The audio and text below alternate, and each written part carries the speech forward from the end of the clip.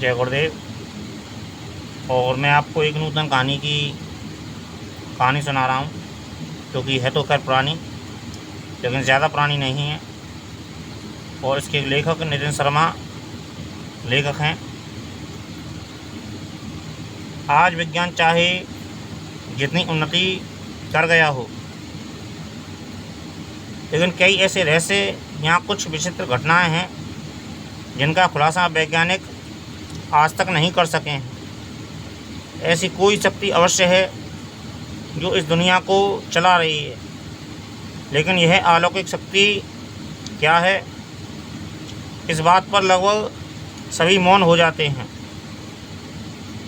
अगर यह कहा जाए कि यह ईश्वरीय शक्ति है जो इस संपूर्ण विश्व को संचालित कर रही है, तो वह इस बात को मानने से इनकार कर देते हैं। लेकिन विज्ञान की भी अपनी एक सीमा होती है, उस सीमा के आगे वह नहीं बढ़ सकता। जहाँ से विज्ञान की सीमा खत्म होती है, वहीं से लोगों की आस्था की सीमा शुरू हो जाती है। किसी भी व्यक्ति के दिल में यदि किसी के प्रति आस्था उत्पन्न हो जाए, तो उस आस्था का टूटना या उसे तोड़ पाना बहुत कठिन होता है। ऐसे ही एक पवित्र स्थल की बात हम करने जा रहे हैं, जो कई वर्षों तक हजारों लोगों की आस्था का केंद्र बना रहा है। नवंबर 2001 की बात है। यह पवित्र स्थल जनपद हरदोई के टडियावा कस्बे से लगभग 11 किलोमीटर दूर स्थित अजीजपुर गांव में था। यहाँ हिंदू मुस्लिम एकता की मिसाल को प्रदर्शित करते मंदिर और जिंद बाबा की मजार एक ही जगह पर बने हुए थे। यहाँ प्रत्येक रविवार को जिंद बाबा के हजारों मुरीदों का हुजूम लगता था। आषाढ़ी के दिन तो यह संख्या काफ़ी पीछे छूट जाती थी। इस हुजूम में गरीब से लेकर बड़े बड़े पूंजीपति व अधिकारी तक शामिल होते थे। अजीजपुर जाकर जिंद बाबा के इस पवित्र स्थल से पूरी जानकारी लेने के लिए मैंने रविवार का ही दिन चुना। मैंने अपने साथ अपने पारिवारिक संबंधी विमलेश कुमार मिश्र को, जो कि वन विभाग में बीट ऑफिसर के पद पर कार्यरत थे, को भी अपने साथ ले लिया। हम दोनों बाइक से अजीजपुर गांव के लिए निकल पड़े। अजीजपुर गांव से थोड़ा पहले ही कुछ दूरी पर हमें कुछ लोग एक साथ जाते हुए दिखाई दिए। उनकी वेशभूषा से साफ पता चल रहा था कि वे ठेठ देहाती हैं। वे लोग खेतों से काम करके लौट रहे थे। शाम ढल चुकी थी और अंधेरा चारों तरफ अपने पैर पसार रहा था। हमने उनको रोका कि शायद उनसे कुछ जानकारी हासिल हो सके।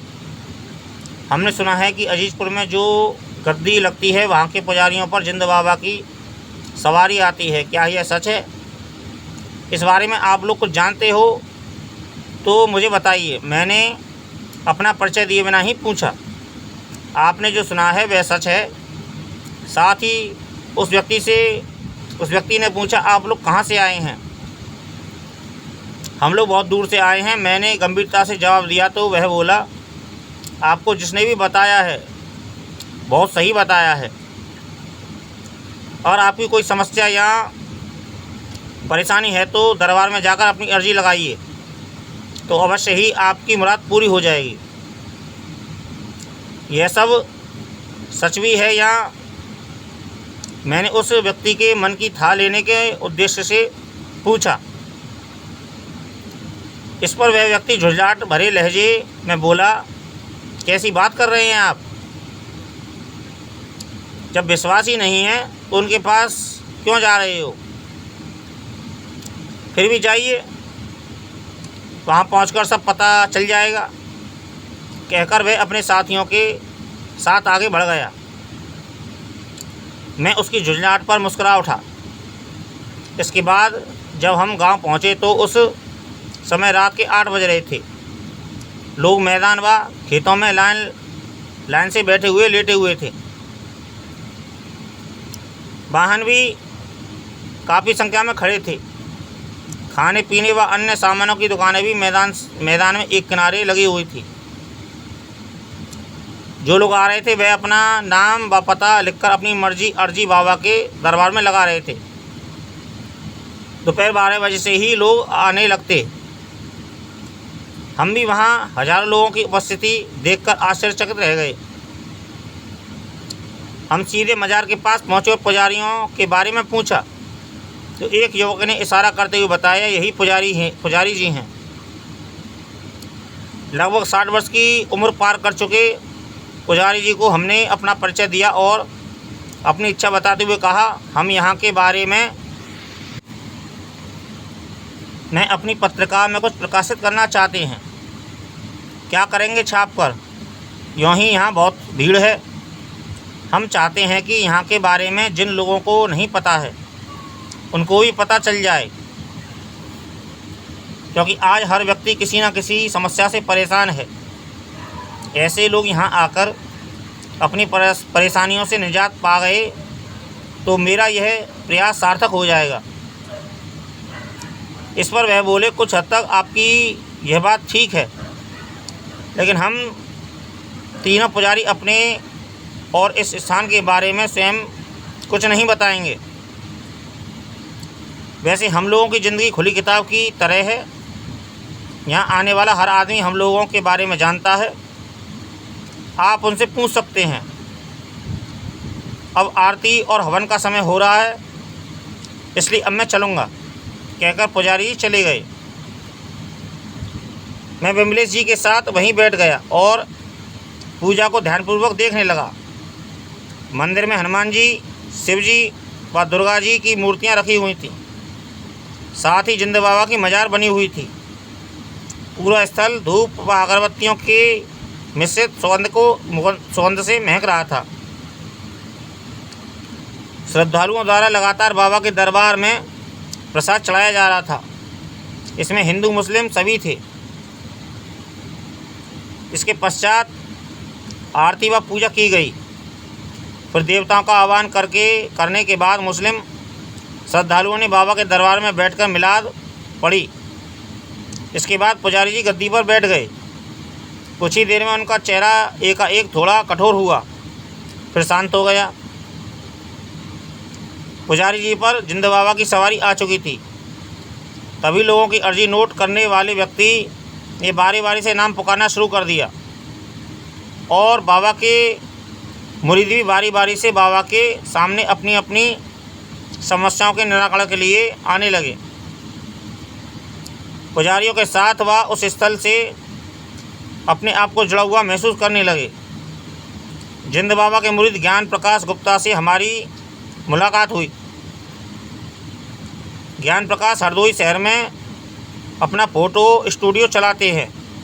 वह कहते हैं कि दुकान स्टूडियो तो बाबा की है, उनकी ही मर्ज़ी से वह चलती है। मैं तो वहाँ नौकर की हैसियत से वहाँ काम करता हूँ। विजिटिंग कार्ड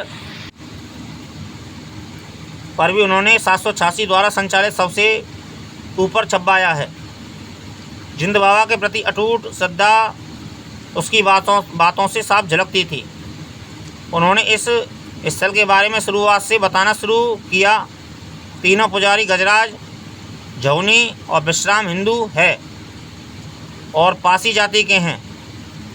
इनके गुरु मुनव्वर अली शाह शाहजहाँपुर जनपद के मिस्रीपुर गांव के निवासी हैं। जिंद बाबा की सवारी पहले तेरिया गांव के पुजारी पर आती थी।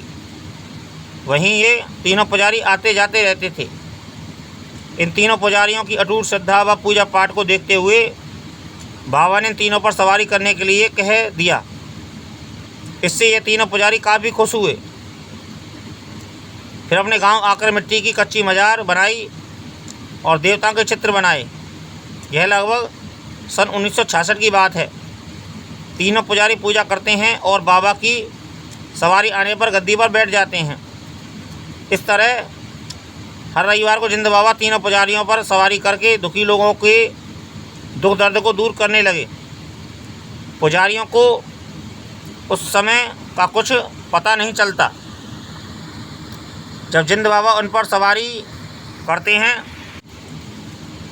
जैसे जैसे मुरीदों की मुरादें पूरी होती हैं, लोगों में बाबा की प्रसिद्धि की चर्चाएं चारों ओर होने लगीं, जो धीरे धीरे दूर तक पहुंच गईं।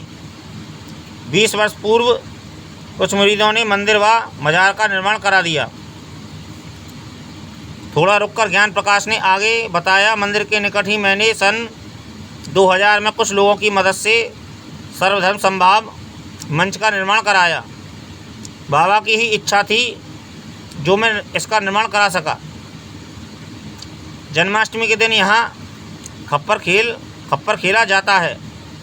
खप्पर में अलाव जलाया जाता है, जिसके गर्म होने के बावजूद भी खेलते वक्त भक्तों को इससे गर्म होने का जरा भी एहसास नहीं होता। बाबा के भक्त त्रिशूल को अपने शरीर की खाल में छेदते हैं। अलाव की राख भभूत को उस जगह पर लगा देने से कुछ ही समय में वहाँ पर बने घाव का नामो निशान नहीं रहता। उनसे महत्वपूर्ण जानकारी प्राप्त करने के पश्चात फिर तीसरे दिन उनके स्टूडियो में मुलाकात करने की बात कहकर मैं वहाँ एकत्र लोगों से बात करने के लिए आगे बढ़ गया। सर्वप्रथम जिस व्यक्ति को मैंने पकड़ा वह बरेली से आया हुआ था। उन्होंने अपना नाम वेद प्रकाश लोधी बताया। वह बरेली में पूर्व भूगर्भ व जल विभाग में ट्रेसर के पद पर कार्यरत थे। मैंने उनसे पूछा, आप यहाँ कब से आ रहे हैं? मैं यहाँ पहली बार आया हूँ। मैंने यहाँ के बारे में अपने विभाग के चौकीदार छेदीलाल से सुना था। पास ही बैठे छेदीलाल की ओर इशारा करते हुए उन्होंने कहा, आपको क्या परेशानी है जो यहाँ आए हैं? कुछ आर्थिक परेशानियाँ हैं जिन्हें दूर करने के लिए बाबा के दरबार में अर्जी लगाई है। बाबा हमारी मुराद अवश्य पूरी करेंगे। इसका मतलब यह है कि आपकी बाबा में पूर्ण आस्था है। जी हाँ, यह आस्था ही है जो हजारों लोगों को हर रविवार यहाँ ले आती है। अब तक सैकड़ों हजारों लोगों के दुख दर्द दूर हो चुके हैं। अब छेदीलाल की तरफ मुखातिब होकर मैंने उनसे पूछा, आप यहाँ कितनी बार आ चुके हैं? मैं यहाँ 9 बार आ चुका हूँ। क्या आपकी मुराद पूरी हुई? हाँ, अब तक मेरी 90% मुराद पूरी हो चुकी है। शेष भी बाबा की कृपा से जल्द ही पूरी हो जाएगी। इन दोनों के साथ ही एक नवयुवक भी आया हुआ था। उस नवयुवक ने अपना नाम अमित कुमार शाही पुत्र सीताराम शाही बताया। अमित के पिता भी भूगर्भ व जल विभाग में कार्यरत थे। अमित बरेली कॉलेज से BA तृतीय वर्ष की पढ़ाई कर रहा था। हमने उसके आने का कारण पूछा तो उसने जवाब दिया, मैं नौकरी के लिए आया हूँ। उसके इस जवाब से मैं चौंक उठा। फिर एक प्रश्न दागते हुए उनसे पूछा, इसका मतलब यह समझा जाए कि तुम्हारा कर्म में बिल्कुल विश्वास ही नहीं है? ऐसा नहीं है, मैं कर्म में ही विश्वास रखता हूँ, लेकिन कर्म के साथ दुआ का भी होना बहुत ज़रूरी है। तुम्हारे हिसाब से सफलता का जो योग बनता है उसमें धर्म कर्म शामिल होते हैं? जी हाँ, अगर दोनों साथ हों तो सफलता अवश्य मिलती है। मैंने उसकी सोच की दाद दी। इसी बीच अमित फिर बोला, मेरे मामा अशोक सिंह भी यहाँ कई बार आ चुके हैं। वह उत्तरांचल के ऊधम सिंह नगर जिले के गांव संडा सड़िया के निवासी हैं। उन्होंने हवा व पानी से चलने वाले इंजन का मॉडल बनाया है। उसी आविष्कार की सफलता के लिए बाबा के दरबार में वे कई बार आ चुके हैं। तभी एक महोदय हमारे पास आए। हमने उनको आने का सबब बताया और उनके बारे में पूछा तो उन्होंने अपना नाम नहीं बताया। अधिक पूछने पर उन्होंने बताया कि वे हरदोई से ही आए हैं। उनकी लड़की की 4 वर्ष से तबीयत खराब थी, कई दिनों तक खाना नहीं खाती थी। इसके अलावा और भी कई समस्याएं थीं। कोई भी डॉक्टर उसको ठीक नहीं कर पा रहा है। अभी तक कोई भी डॉक्टर ठीक नहीं कर सका है। तब वह अपनी लड़की को लेकर बाबा के दरबार में आए। आज उनकी लड़की जिंद बाबा की कृपा से पूरी तरह स्वस्थ है। ऐसा ही एक केस इस प्रतिनिधि के सामने और आया था। प्रतिनिधि के पिता के बिजनेस पार्टनर ओम प्रकाश गुप्ता की पुत्री सीमा की इससे अधिक बदतर हालत थी। बात बात पर चीखना, घर से बाहर भाग जाना, गाली बकना, कुल मिलाकर वह पागलों जैसी हरकतें करती थी। घर के लोगों को तो उसे घर में बांधकर रखना पड़ता था। अपनी जवान बेटी की यह दशा देखकर ओम प्रकाश जी और उनकी पत्नी काफ़ी परेशान रहते थे। उन्होंने कई डॉक्टरों व मनोरोग विशेषज्ञों को दिखाया, लेकिन कोई फ़ायदा नहीं हुआ। उनको कुछ लोगों ने बाबा के बारे में बताया तो वे अपनी बेटी सीमा को लेकर हर रविवार बाबा के दरबार में आने लगे। इसके बाद सीमा ने न केवल स्वस्थ हो गई बल्कि उसकी शादी भी हो गई और अपनी गृहस्थी अच्छी तरह से चला रही है। यह पूरा वाक्य इस प्रतिनिधि के सामने ही हुआ था। खैर, हम अन्य लोगों से मिलने के लिए आगे बढ़े। इसी बीच उत्सुकतावश कई लोग हमारे आसपास इकट्ठा हो चुके थे। मुरीदों में शाहजहाँपुर के पुवाया कस्बे से आए एक दैनिक समाचार पत्र के संवाददाता भी थे। उनका नाम रामकिशोर राठौड़ था। उनकी अपनी मिठाई की दुकान थी। उन्होंने अपनी समस्या बताते हुए कहा कि वह पारंपरिक कलेवा अच्छी खासी चलती दुकान ठप्प हो जाने की परेशानी लेकर बाबा के दरबार में आए हैं। उनके साथ ही दूसरे मिष्ठान व्यवसायी शिव कुमार ने बताया, सन 1996 में मेरे पर एक चोरी का इल्ज़ाम लगा। मैं परिवार वालों की नज़र में चोर साबित हो गया, जिससे मैं काफ़ी विचलित रहने लगा। जिंद बाबा के बारे में पता चला तो यहाँ आने लगा। उसके बाद बाबा का ही चमत्कार था कि उस चोरी का सीधा खुलासा हो गया और मैं लोगों की नज़रों में बेगुनाह साबित हो गया। तब से मैं यहाँ 15 बार आ चुका हूँ। मैंने दर्जनों लोगों से बात की। सबकी अपनी अपनी परेशानियाँ थीं, लेकिन सभी ने जिंद बाबा का गुणगान किया। कोई भी व्यक्ति ऐसा नहीं मिला जिसने कहा हो कि उसे छला गया है या उसे फ़ायदा नहीं हुआ। इस बाबत यहाँ मौजूद लखनऊ में प्राइवेट सर्विस कर रहे अशोक सिंह ने कहा, छलने की बात सोचना भी यहाँ गुनाह है। बाबा का दरबार किसी तीर्थ से कम नहीं है। सांप्रदायिक एकता की मिसाल यहाँ देखने को मिलती है। विभिन्न मजहबों के लोग यहाँ एक छत के नीचे एकत्र होते हैं। इसी रविवार को दूरदर्शन लखनऊ में सहायक पद पर तैनात मणिकांत तिवारी का आना तय हुआ था, लेकिन किसी कारणवश वह नहीं आ सके। यहाँ के लोगों के अनुसार सऊदी अरब तक के लोग यहाँ आ चुके हैं। अतिमा सिंह फरीदाबाद हरियाणा में रह रही थी। अतिमा का मायका हरदोई जनपद के मजला थाना अंतर्गत ईसाईपुरवा गांव में था और ससुराल बरेली जनपद के खुदागंज मोहल्ले में थी। अंतिमा के पति अनिल सिंह कनाडा में इंपोर्ट एक्सपोर्ट का काम करते थे। अंतिमा चाहती थी कि उनके पति का बिजनेस भारत में सेटल हो जाए। वे अपने मायके हरदोई आई तो बाबा के बारे में पता चलने पर यहाँ आई। कुछ ही समय में उनकी मुराद पूरी हो गई। वह यहाँ बराबर आती रही थी। जिंद बाबा की सवारी पुजारियों पर तब तक रहती है जब तक योगी मुरीद उनके दरबार में रह जाता है। यह सवारी कभी कभी 18 घंटे तक रहती है। तीनों पुजारी बारी बारी से गद्दी पर बैठते हैं। सभी मुरीदों की समस्याओं का निराकरण करने के बाद बाबा का दरबार अगले रविवार तक के लिए स्थगित हो जाता है। 11 सितंबर सन 2021 सुबह में ज्ञान प्रकाश से मिलने उनके स्टूडियो पहुंच गया। वहां उन्होंने जिंद बाबा से संबंधित कई बातें बताई, जिनमें एक वाक्य का उल्लेख करना आवश्यक है। हुआ यह है कि ज्ञान प्रकाश ने अपनी लड़की की शादी की। शादी बहुत ही अच्छे ढंग से संपन्न हुई। शादी कराने के पश्चात एक रविवार को जिंद बाबा ने ज्ञान प्रकाश को बताया कि वह भी उसकी लड़की की शादी में गए थे और उसने उनकी फ़ोटो भी खींची थी। यह सुनकर ज्ञान प्रकाश चौंक पड़े, लेकिन उनकी समझ में नहीं आ रहा था कि बाबा गए भी थे तो बाबा फ़ोटो में कैसे आ सकते हैं, जबकि उन्होंने और वहाँ उपस्थित लोगों ने उनको नहीं देखा था।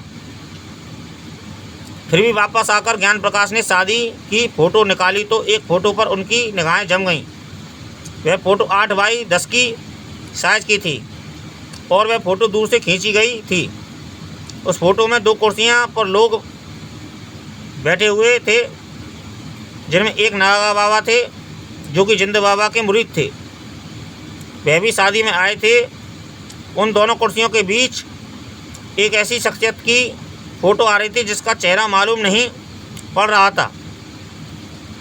उस अजीबोगरीब वेशभूषा वाली शख्सियत वहाँ पर तो क्या कहीं पर भी शादी के दौरान नहीं दिखी थी, लेकिन वह शख्सियत फ़ोटो में आ रही थी। इस बात की पुष्टि वहाँ शादी में मौजूद रहे एक साप्ताहिक समाचार पत्र के मुद्रक HU फार्गू ने भी की।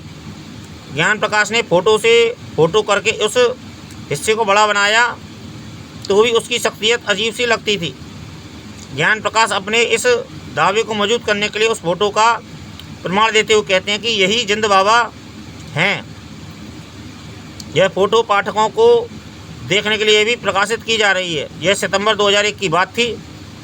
कई वर्षों तक वहाँ जिंद बाबा का दरबार लगता रहा, लेकिन फिर पुजारियों में आपसी मतभेद के कारण दरबार लगना बंद हो गया। लेकिन जिंद बाबा के मुरीद आज भी उनको याद करते हैं।